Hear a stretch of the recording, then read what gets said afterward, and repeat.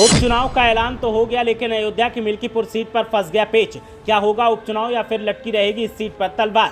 आखिर इसी सीट को क्यों चुनाव आयोग ने रखा रिक्त और क्यों इस सीट पर उपचुनाव का नहीं किया गया ऐलान? हकीकत आपको हैरान कर देगी और अब चुनाव आयोग का फैसला चौंका देगा। 1 या 2 दिन में इस सीट पर भी उपचुनाव का ऐलान हो सकता है, ऐसे किए जा रहे दावे। लेकिन क्या है चुनाव आयोग का प्लान? सूत्रों से मिली गुप्त सूचना ने फैला दी सनसनी।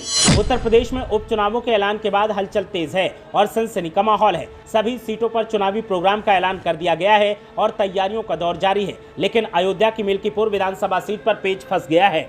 इस सीट पर चुनाव का ऐलान नहीं किया गया है। ऐसे में अलग अलग तरह के दावे किए जा रहे हैं और सबका एक ही सवाल है कि आखिर चुनाव का ऐलान इस सीट पर क्यों नहीं किया गया। ऐसे में दावा किया जा रहा है कि 1 या 2 दिन बाद चुनाव आयोग उत्तर प्रदेश की मिल्कीपुर विधानसभा सीट पर भी उपचुनाव का ऐलान कर सकता है। बाबा गोरखनाथ के वकील रुद्र विक्रम सिंह ने हाईकोर्ट में लगी याचिका वापस लेने का ऐलान किया है। पूर्व विधायक गोरखनाथ ने हाईकोर्ट में याचिका लगाई थी, इसीलिए चुनाव आयोग ने चुनाव की तारीख की घोषणा नहीं की थी। बाकी 9 सीटों पर उपचुनाव के लिए 13 नवंबर को वोटिंग होगी। उपचुनाव के नतीजे 23 नवंबर को आएंगे। अयोध्या की मिल्कीपुर सीट पर फिलहाल चुनाव का ऐलान नहीं किया गया है।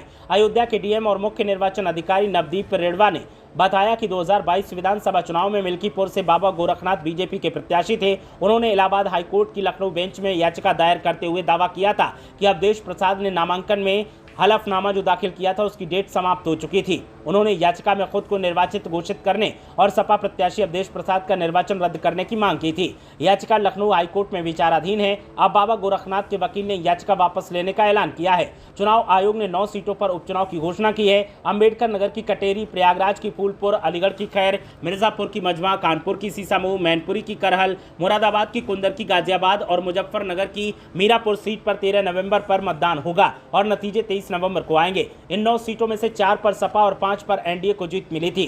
कटेरी, कुंदरकी, करहल और सीसामऊ पर सपा को जीत मिली थी। खैर, फूलपुर और गाजियाबाद बीजेपी के पास, जबकि मजमा निषाद दल और मीरापुर आरएलडी के कब्जे में थी।